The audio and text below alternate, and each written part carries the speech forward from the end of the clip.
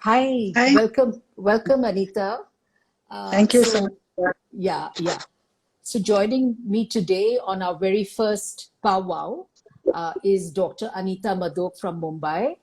Anita is a fellow Antarctican, a passionate photographer and wanderluster, and an integrative life coach. I'm so curious to know what exactly that means, Anita. Welcome and lovely to have you with us on our first powwow. So over to you, and can you please tell us all what it exactly means to be an integrative life coach? Sumitra, I'm absolutely delighted to be here and thankful to you to be here with Pow Wow, with Wow Club, and it's my honor and pleasure. To answer your question, by qualifications, I'm a coaching psychologist. I've done my graduation, my PhD, and I've worked with human beings all my life. And all my life, I've been looking at wellness quotient and, I'm looking at emotional wellness, spiritual wellness, and people feeling good about who they are. And then about 3 years ago, I discovered in my own life and so many other places that you can work with your mind as much as you like, but unless you include the body in whatever work you do, it's not going to be enough. So I qualified from the Institute of Integrative Nutrition to help me look at coaching people through food as well. So it's like you can't coach a person on anger issues if he's going to go home and eat fried pork belly because that doesn't go well with each other. So you have to somewhere find the emotions connected with the food that you eat. So the nutrition program actually helped me understand so many aspects of nutrition, and that's why we call it integrative nutrition, because I combine psychological and spiritual wellness as well as emotional and physical wellness with health. So it's about the whole person health. That's great. That sounds so complicated, but I guess when you practice something like that, so simple. It actually is, But Sumitra, I'm also looking at you. You're the founder of Wow Club and you're a pioneer in your own right in so many ways for making women travel out. And you also have introduced the wellness concept, in travel out for women. So, what made you think of wellness and what has been your response so far? Well, for those of you who are still joining in, I'd just like to mention that this is our very first Wow Pow Wow. It's all about community conversations on travel and wanderlust and everything that goes with it. So, Anita, talking about wellness, more than a decade ago, I recall being invited to a very pristine and lovely place in Karnataka known as Gokarna. It's by the seaside, and it's a lovely wellness center. The name of the place is Swaswara. And Swaswara means your inner self.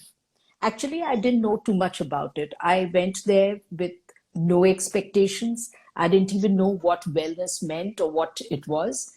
But I just went. I like to check out new things, and I went. And it turned out Wow. to, yeah, and it turned out to be quite something.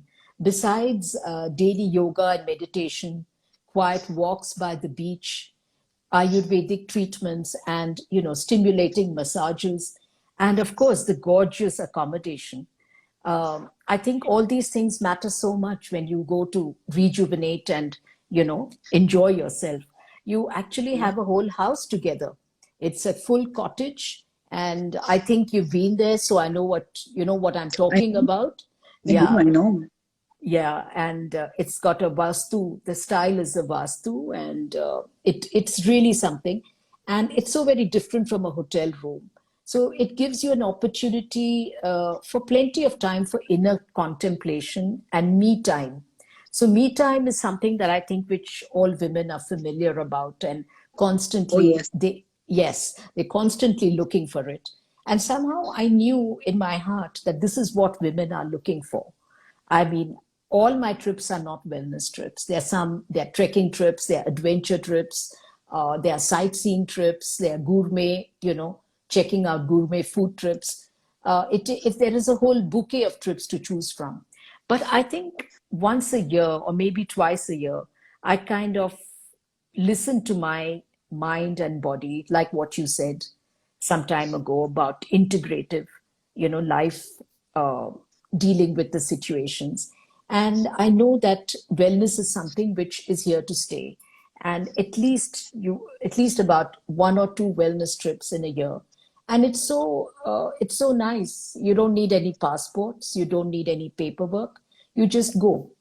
And you were asking me about what has the response been.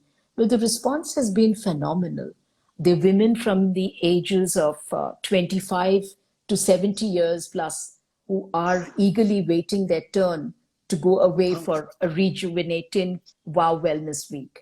And in fact, next month, early April, uh, I'm taking the Wow Wellness group to Kerala.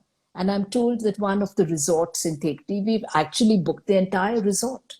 So it's a phenomenal response because I think women have started this trend. At first, it was only women. And now I see that the men are liking the idea too. So, yeah, yeah. because earlier on they used to kind of laugh at these things like spa and, you know, going to a parlor or even, a health resort or anything to do with wellness. But now I see that more and more men are also interested in the concept.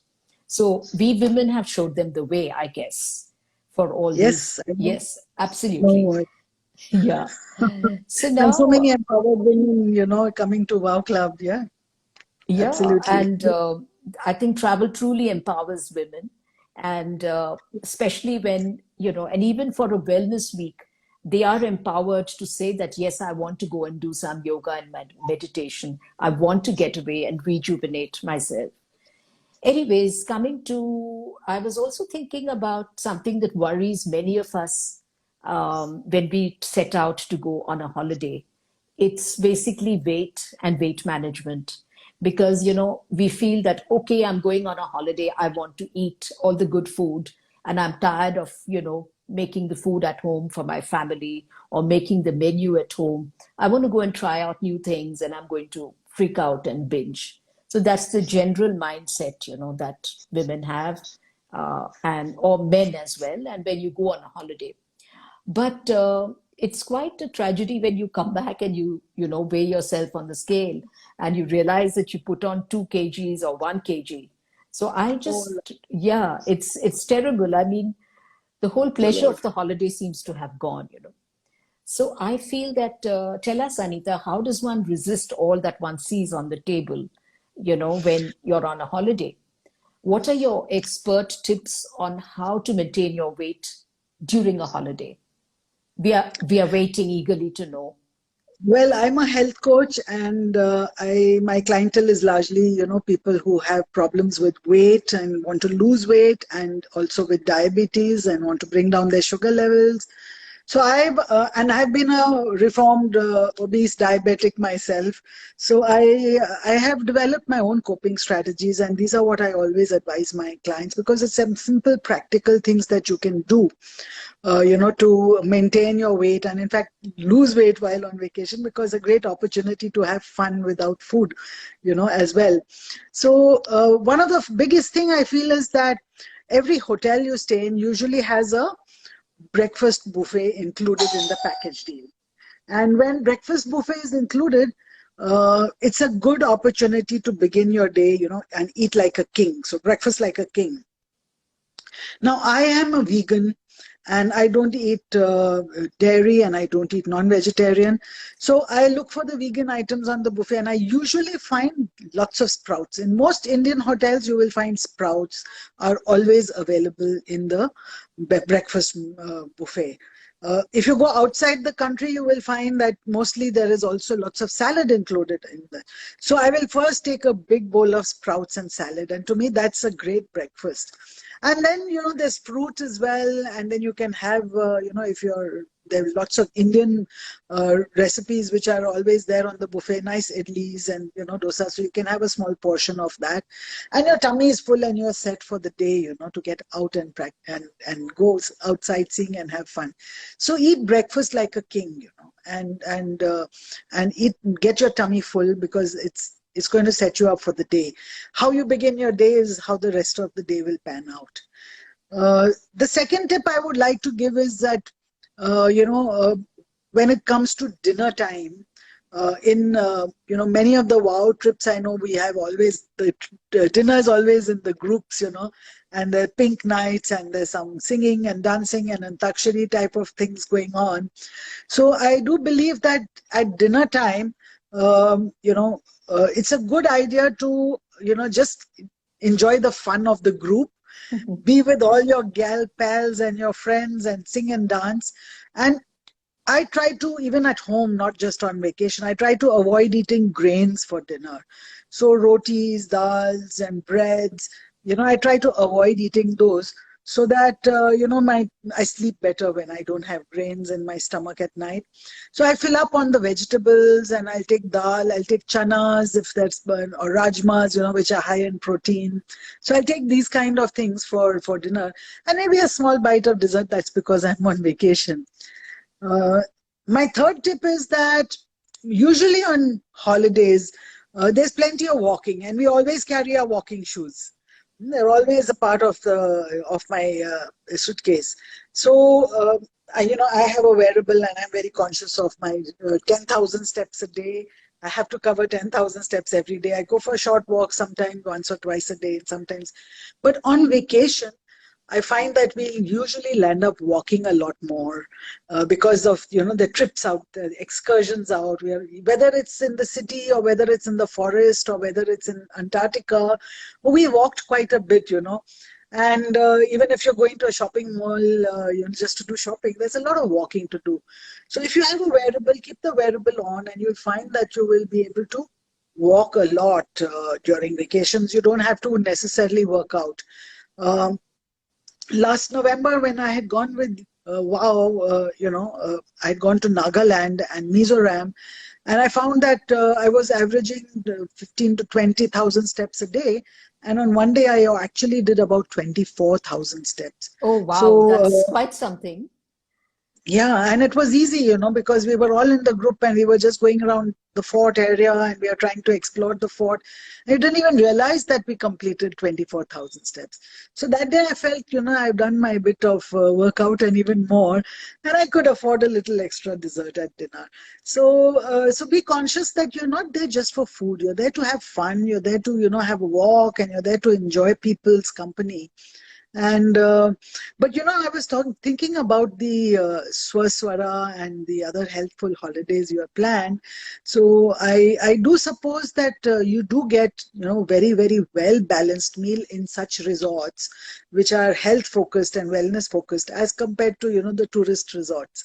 So tell us something more about your wellness week and the kind of food that I, as a health coach, can recommend clients to go, for vacations with you in those places. Yeah, sure. I would love to. And for those of you who've just joined in, welcome to our first powwow. These are basically going to be community conversations on travel and wanderlust and all that goes with it.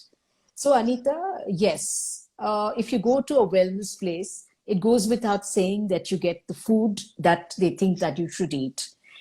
Just like you rightly said, it's food that you love and your body loves. So it's Yes. amazing I mean, there is, I think, a chef he's known as the raw chef. I think his name is Chef Girish. And I had this opportunity to meet and check out his food at a place called Prakriti Shakti, just about 2, 3 hours drive from Cochin in Kerala. Well, I just again went there, but I knew fully well that the place offers only raw food. And it was a challenge for me to stay there for 10 days, and every meal was entirely raw. But it's amazing how the variety and the type of treatment that he did. And the interesting thing is that they had some very interesting healthy snacks also. So can you imagine just, some banana chips, but slices of banana and some bits of pomegranate. They had a commercial dehydrator in the kitchen which takes about 24 hours to dehydrate all this. And even you had, flavored kale and rocket leaves, which had some seasoning, and they made some kind of chips with it. So I was having these type of healthy snacks for the first time in my life, and I thoroughly enjoyed it. And the pleasure of being to a place like this is when you stand on the weighing scale and you lose about 3 kgs in a week and come back, you feel that it's every bit worth your while. But that is something which some people can do and some cannot. But that is for serious wellness. So, but on the other hand, if you look at Swaswara, they offer some very interesting vegetarian fare. Yeah. Absolutely, yeah, yeah, and they are fully organic, and it is basically primarily with little or no oil, so very slow cooking, and with hardly any oil, and with no sugars. Absolutely, they use other types of sweeteners like figs and dates, and whole food, which is good for your health. And they have optional fresh food, fresh seafood and fish nearby in case you feel like, but no dairy and no meats at all. And but food is never really an issue during a wellness week. They also recommend herbal teas, fresh juices, along with fresh foods. So there's no way that you can go to Swaswara or to any other wellness resort and come back saying that I didn't get anything to eat. They really feed you very well, but with the right things. And and sometimes they don't even mind you having a glass of wine, so you Wow. could, Yeah. yeah. So it's not, yeah. So gone are the days when you actually punish yourself by going to a wellness place and starving and, just existing on, fresh air. I think those are, I mean, rather than being good to the body, probably they'd cause even more harm. So, so all these resorts are, like keeping a lookout, and they also want to keep the taste factor in mind. Like that's quite a challenge that you have to provide your customers, your guests, a balanced meal which is organic, every way right, but yet tasty. So I think that's quite a tall order. So Wow. yeah, and so is there any banned type of a list for Weight Watchers, Anita? What to eat Well, and if you're what not going to to a eat? wellness place like Swaswara, where I have also been, then I would say there's nothing over there that is banned, not including the wine. I don't mind having a glass of red wine once a week, and and relaxing and having fun on that. So that's not banned. If you go to a wellness place, you won't find any items that I would say are banned. But if you go to a tourist place where there is lots of rich food, which is the richer the food, the more people seem to enjoy it, then I would say there are things that you should limit. You should crowd out the bad stuff. So take big bowls of salad, from buffets. Take lots of vegetables, whatever vegetables you get. Right? If in Indian restaurants you'll get lots of sabzis. If you're in a foreign country, then you'll still get a lot of steamed vegetables and get vegetarian items. Many places in Europe have adopted veganism very, very, quickly. You go to Germany, you'll see salad bars everywhere, and those salads include a few grains you can add to your salad, so it makes a complete meal.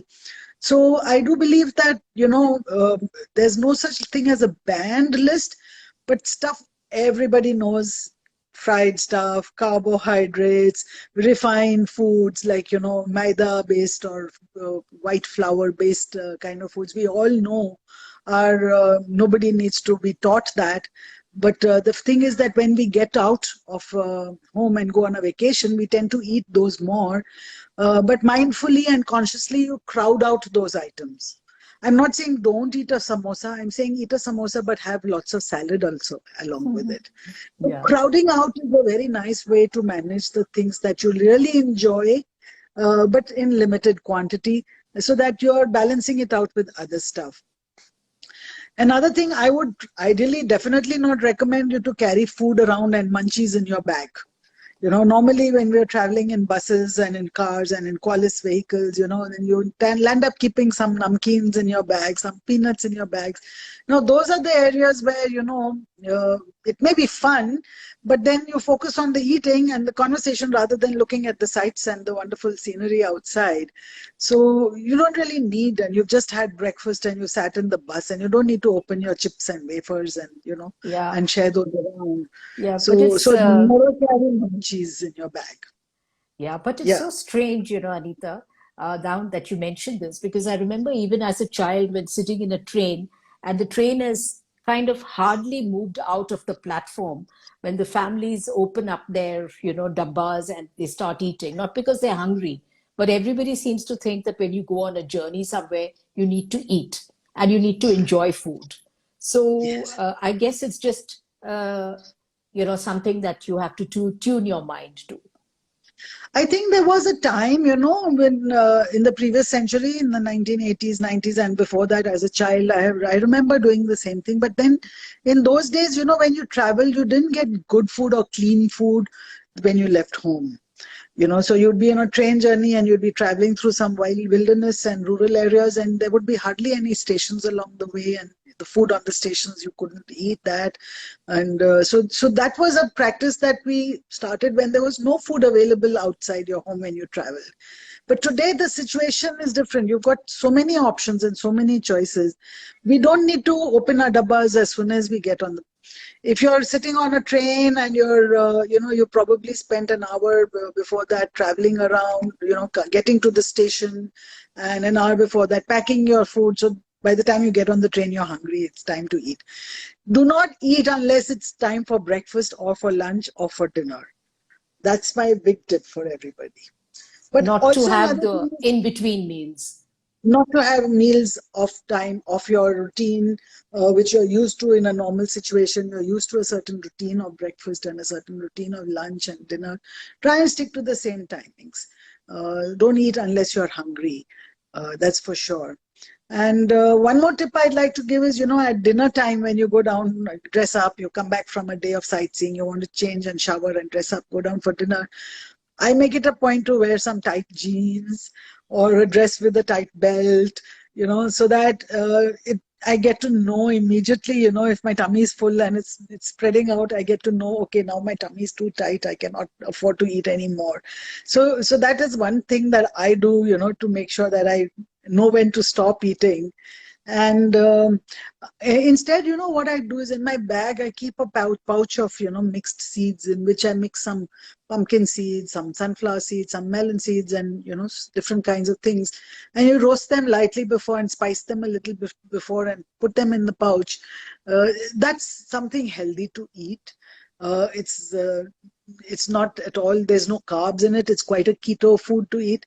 And that's something other people can also have. So that's something that I would like to say. If you do feel hungry, eat something which will not damage your health and your appetite. That's really interesting what you've summed up, Anita. I think we will all certainly keep this in mind, during our journeys in the future.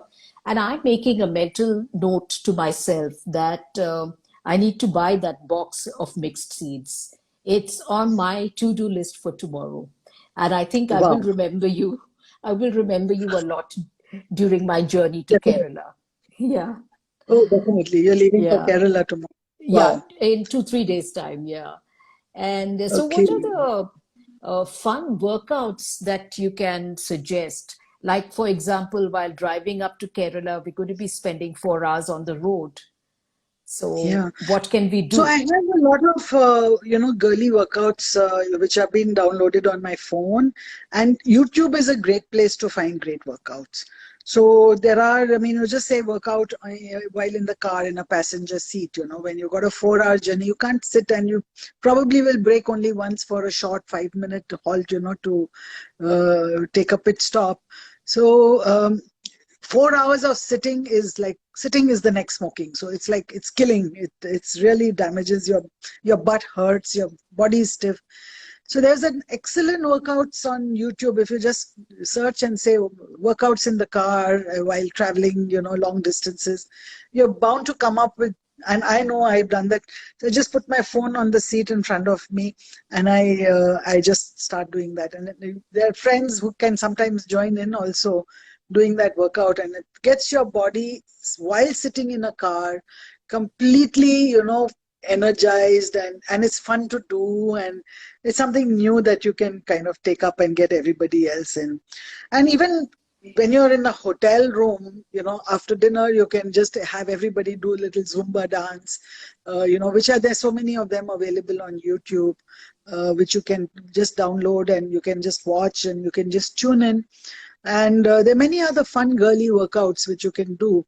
One of the things I do is I carry my TheraBand in my bags every time I travel. In fact, every day I even do TheraBands in my office. And I get great upper body workouts with those TheraBands. And I remember I was on the Antarctica trip, and one day I had little extra food. There was Rajma Chawal, and I had little extra food. My sugar was high, and I was feeling very, why did I eat so much? So, from the lower deck where our bunkers and cabins were to the upper deck, there were 5 floors. I went and climbed up the 5 floors twice, and I enjoyed the sight. I enjoyed going to the top deck. I enjoyed, the view out there. And then I came back and I climbed up again. So there are ways in which you manage your workouts wherever you are, but it's exercising actually releases endorphins in the body and gives you a sense of positive energy. There's a rush of positive energy when you move your joints. So I do believe there are so many ways to build in physical movement and activity during a holiday. And of Absolutely, course, you can Anita. Yeah. And I would, definitely. I have made a mental note, mixed seeds and the YouTube videos for this holiday that is coming up in front of me. Wonderful. It'll be nice if you write about your experiences and share with everybody so everybody can be inspired by that. Yeah, absolutely. I mean, you're inspiring all of us. So I think I need to inspire in turn. Thank you. And yeah, Thank you. yeah. So, Sumitra, it's been since November since I went out on a trip with Wow Club, and my wanderlust is itching, and I'm very, very curious. What are some of the new destinations that you're thinking of within this year? There's still a lot of the year left. So, would you Yeah, like to share absolutely. some of those? Yeah. So again, I see a lot of people have just joined in. So for those of you who've just joined in, very warm welcome to our first powwow.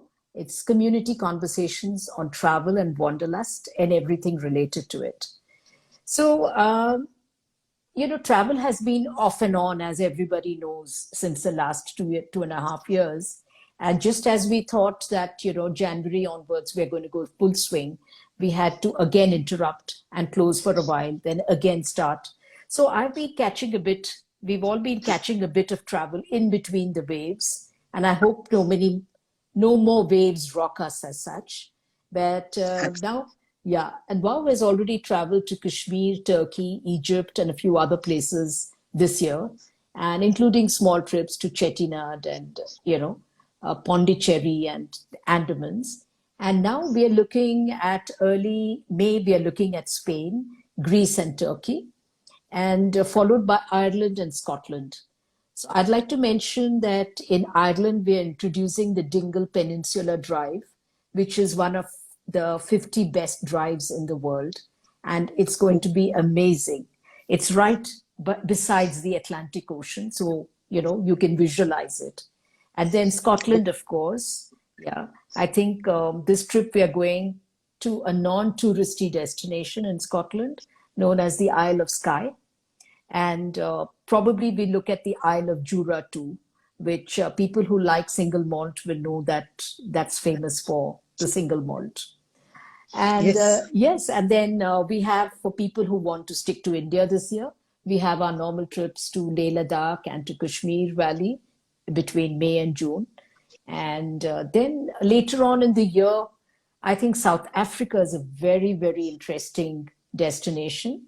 And this year we are going to be doing our fair amount of wine tasting and whale watching and a shark cage dive at Hermanus.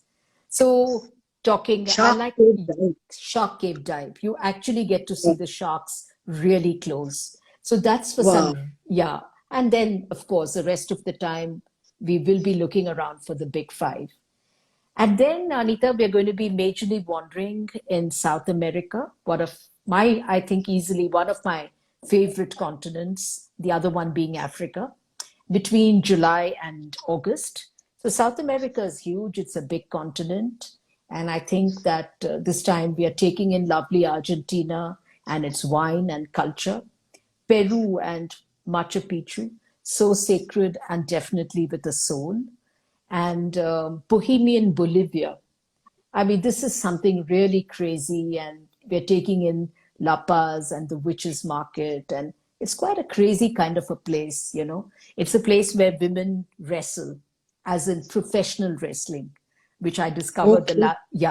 the last time that I was there, and it's a very interesting place. And of course, we are going to be sailing uh, the catamaran through Lake Titicaca, and in Bolivia, we're going to take a flight out to Udi, the salt flats. And actually, we're going to stay in a hotel made of salt.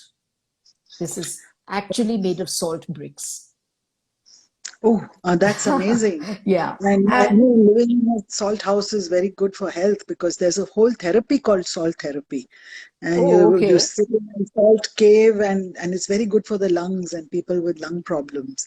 So Oh, yeah, I okay. can imagine how healthy Yeah. that would be. Yes, interesting. And yes, we are also making a foray into the Bolivian Amazonian jungles.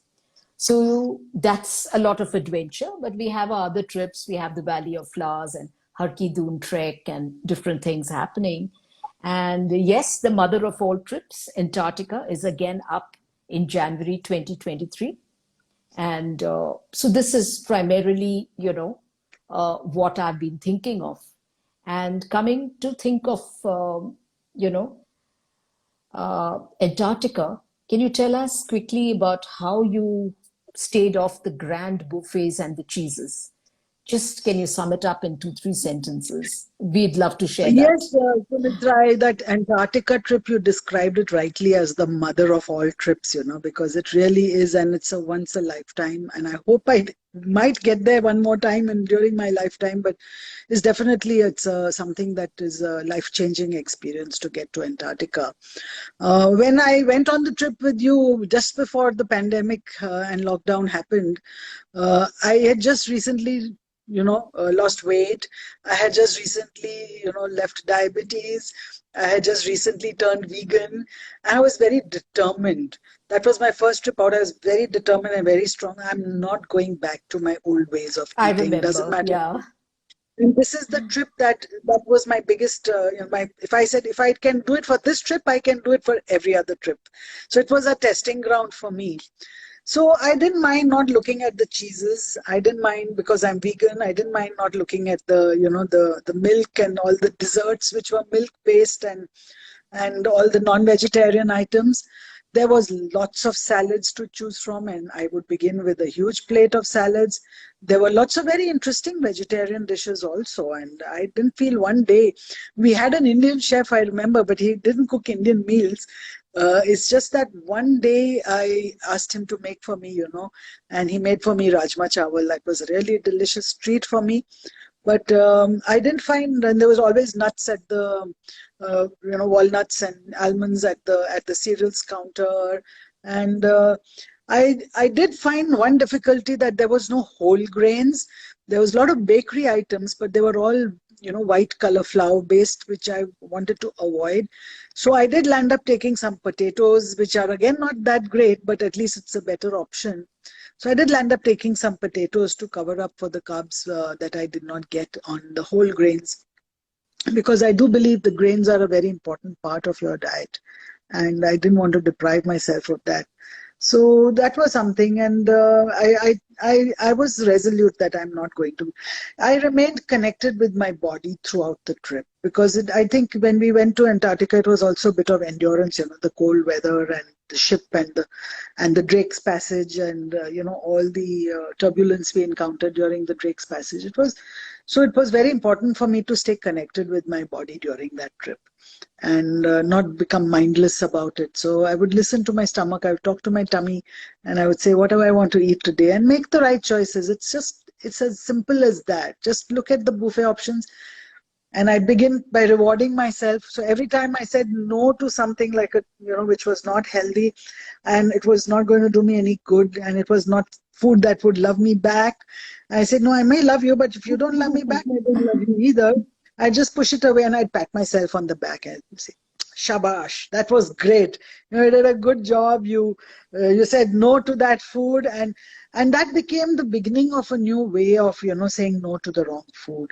Every time someone would put some desserts or something sweet in front of me, I would just pat myself in the back and say, I got to continue on my journey. And it was so self-rewarding that there was nothing. Wild horses would not drag me to eat the wrong foods.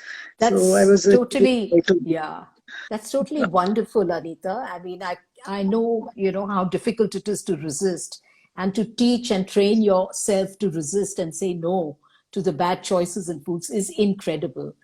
And then you were asking me the other day that sometimes, when you go on a vacation and return home, you feel the need to get another break to get over the vacation. There are people who feel that way sometimes when the itinerary is too heavy and, you're running from morning till night.